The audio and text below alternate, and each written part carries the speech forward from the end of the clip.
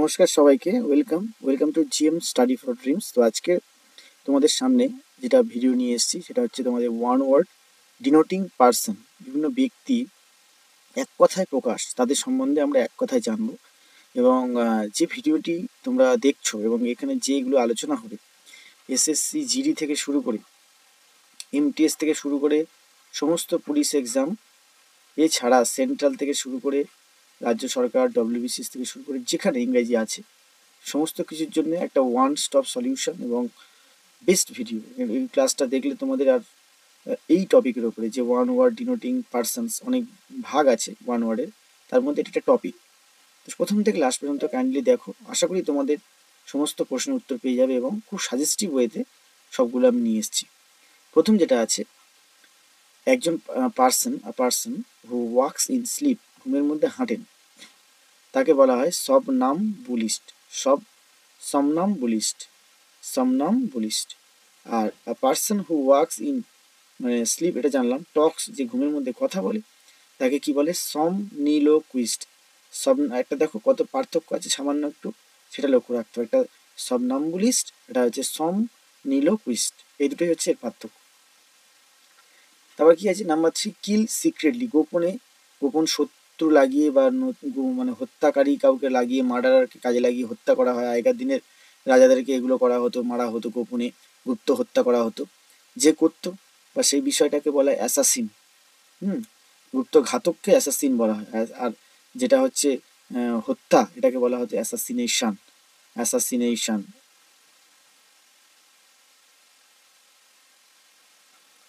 এটা অনেক সময় স্পেলিং টেস্টে পড়ে, যে অ্যাসের উপরে অ্যাস, গাধার উপরে গাধা, তার উপরে নেশন, এইভাবে এটাও মানে স্পেলিং এররে দেয়।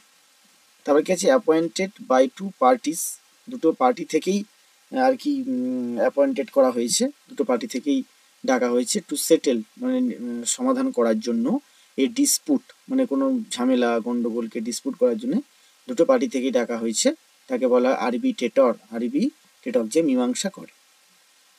Number 5, one who collect stamps, যে স্ট্যাম্প কালেক্ট করে তাকে বলা হয় ফিলাটেলিস্ট, ডাক টিকিট সংগ্রাহক। যে স্ট্যাম্প কালেক্ট করে তাকে বলা হয় ফিলাটেলিস্ট, ডাক টিকিট সংগ্রাহক। তারপর কি আছে, one who is able to use both hands alike, যে দুটো হাত সমানভাবে ব্যবহার করতে পারে, তাকে বলা হয় অ্যাম্বিডেক্সট্রার, তাকে কি বলা হয়? অ্যাম্বিডেক্সট্রার, সব্যসাচী।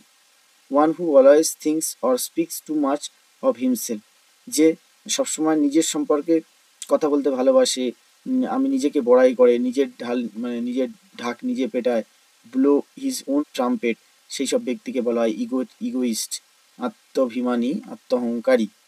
One who travels in space, যিনি স্পেসে যাত্রা করেন, মহাকাশে, তাকে বলা হয় অ্যাস্ট্রোনট। এটা মোটামুটি আমরা সবাই জানি এবং ইজি। তারপর কি আছে, believe in the existence of God, ভগবান যে আছেন সেটা বিশ্বাসী, আস্তিক ব্যক্তি, তাকে বলা হয় থেইস্ট। আর does not believe existence of God, তাহলে অ্যাথিস্ট। দুটো পার্থক্য আমরা জেনে গেলাম, থেইস্ট অ্যাথিস্ট। এবার থেকে আমরা এইভাবে মানুষদেরকে বলবো, ও থেইস্ট পার্সন, ও অ্যাথিস্ট পার্সন, এইভাবে বলতে পারি। নেক্সট কি আছে, who has narrow religious views, মানে ধর্ম নিয়ে খুব গোঁড়ামি করে, মানে প্রচণ্ড গোঁড়ামি একটা ব্যাপার থাকে, ভীরু, ধর্মভীরু ব্যক্তি, বাইগট, ধর্মান্ধ, ধর্মভীরু। নাম্বার 12, স্পেন্স টু মাচ, খুব বেশি পয়সা খরচা করে, স্পেন্ড থ্রিফট, অমিতব্যয়ী। One who is not sure of God, ভগবান যে আছেন সেই মতবাদে বিশ্বাসী নয়, অ্যাগনস্টিক, ঈশ্বর সংশয়ী। Number 14, one who is presence everywhere, যিনি সব জায়গায় ছড়িয়ে আছেন, omnipresent. One who knows or sees everything, যিনি সব দেখতে পান, সব জানতে পারেন, তিনি হচ্ছে অমনিশিয়েন্ট, সর্বজ্ঞ, omniscient. One who takes dark view of thing, যিনি আর কি সবসময় নেগেটিভ, সব কিছুর মধ্যে নেগেটিভ খুঁজে পান, হতাশ হয়ে যান, ডার্ক ভিউ, সে তাকে বলা হয় পেসিমিস্ট, মানে নিরাশাবাদী। আর 18 নম্বরে কি আছে, টেক্স ব্রাইট সাইড, সবসময় পজিটিভ থাকে, তাহলে কি বলবো? অপটিমিস্টিক, আশাবাদী, সব কিছুতে একটা আশা দেখতে পান, আশাবাদী। এইরকমই তো আমাদের জীবনে এই মুহূর্তে হওয়া দরকার, সব কিছু নিয়ে আশাবাদী হওয়া উচিত। আশাবাদী না হলে আমরা কিছুতেই উন্নতি করতে পারবো না। লাভার অফ ম্যানকাইন্ড, মানব জাতি, সম্পূর্ণ মানব জাতিকে খুব ভালোবাসে, কি বলবো? ফিলানথ্রপিস্ট, মানব প্রেমিক, ফিলানথ্রপিস্ট। তারপর নাম্বার 20 হেটার অফ ম্যানকাইন্ড, মানব জাতিকে, মানব টোটাল জাতিকে মানে ঘৃণা করে। মিসান্থ্রোপ, কি বলা হয়? মিসান্থ্রোপ, মানব বিদ্বেষী, misanthrope. Looks upon the whole world as his own, পুরো পৃথিবীটাকে নিজের পৃথিবী বলে মনে করে, এটাকে বলা হয় কসমোপলিটন। এই তিনটে পরপর ভেরি যে কটা, পেসিমিস্ট, অপটিমিস্ট, ফিলান্থ্রপিস্ট, মিসান্থ্রোপ, কসমোপলিটন, মানে এক্সে বার্কারে পরীক্ষাতে এসছে প্রিভিয়াস ইয়ারে, খুব ইম্পর্টেন্ট। তারপর গেছে নোজ মেনি ল্যাঙ্গুয়েজ, অনেকগুলো ভাষা জানে, তাহলে হবে লিঙ্গুইস্ট, ঠিক আছে। আর স্পিক্স, যদি অনেকগুলো ভাষা বলে তাহলে হবে পলিগ্লট। ভালো করে পার্থক্যটা বুঝবে, জানে এবং বলে, জানে এবং বলে, জানলে লিঙ্গুইস্ট আর বললে polyglot. Number 24 unable to pay his debts, নিজের দেনা, নিজের যেগুলো বকেয়া এগুলো দিতে ব্যর্থ, তাহলে কি বলছে তাকে? ব্যাংকরাপ্ট বা ইনসলভেন্ট, দেউলিয়া, তাদেরকে বলছে দেউলিয়া ব্যক্তি, দেউলিয়া। তারপর কি আছে? Leaves one's own country to settle in another, নিজের দেশ ত্যাগ করে অন্য দেশে গিয়ে থাকা, মানে পড়াশোনা করার উদ্দেশ্যে নিজের দেশ ত্যাগ করে, দেখবে অনেকে পড়াশোনা করে লন্ডনে, আমেরিকায়, তাদেরকে বলে প্রবাসী ভারতীয়, প্রবাসী ভারতীয় বলে। আর বিভিন্ন দেশ ভাগ হলে বিভিন্ন জায়গা থেকে মানুষ এক প্রান্ত থেকে আরেক প্রান্তে যাতায়াত করে, একবার ইন্ডিয়া থেকে বাংলাদেশ, বাংলাদেশ থেকে ইন্ডিয়া, একবার হয়তো রাশিয়া থেকে আমেরিকা, এরকম ঘোরাফেরা করে, বিভিন্ন জায়গায় ইমিগ্রেশন করে, মানে ভ্রমণ করে, দেশান্তরী, ঠিক আছে, দেশান্তরী, এইটাই হচ্ছে এর পার্থক্য। এটা যে প্রবাসী, পড়াশোনার উদ্দেশ্যে নিজের দেশ ছেড়ে বাইরে থাকা, আর ইমিগ্রান্ট মানে নিজের দেশ নয় অন্য দেশে যাওয়া, আবার সেখান থেকে কখনো চেঞ্জ করে ট্রান্সফার হয়ে আরেক জায়গায় আসা। ইম্পোর্ট আর এক্সপোর্ট বলে মনে রাখতে পারো, আর শুধু এই ইমিগ্রান্টটা প্রবাসী মনে রাখবে, তাহলে এটা এমনি পারবে।